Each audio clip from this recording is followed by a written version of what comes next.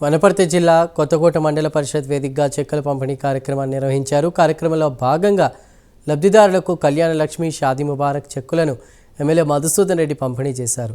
BRS ప్రభుత్వం కాంగ్రెస్ ప్రజాపాలన అభివృద్ధిపై అసత్య ఆరోపణలు చేస్తున్నారని మధుసూదన్ రెడ్డి అన్నారు. ఈ ఆరోపణలు ప్రజలను నమ్మరని హితవు పలికారు. కాంగ్రెస్ ఏడాది పాలనలో రైతు పండుగ పేరుతో 25 లక్షల మందికి 21,000 కోట్ల రూపాయల రుణమాఫీ జరిగిందని అన్నారు.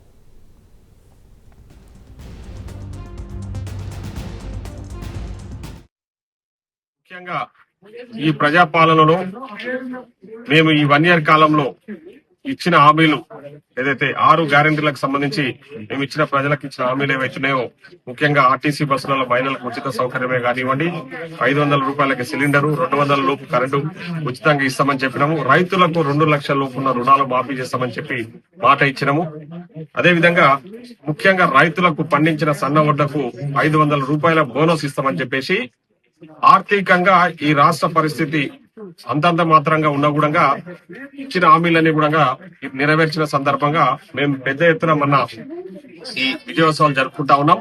దాంట్లో భాగంగా రైతు పండగ మన పాలమూరులో కని విని ఎరగని రీతిలో మేము ఎక్స్పెక్ట్ చేసిన దానికంటే 2 పబ్లిక్ ఆ పండగలో భాగస్వాములు అయినారు. ముఖ్యంగా రైతులు పెద్ద ఎత్తున ఆ పండగకు తరలివచ్చి మన ఆ సభను విజయవంతం చేసినందుకు అందరికీ కూడా పెద్ద ఎత్తున కృతజ్ఞతలు తెలియజేస్తా ఉన్నాం.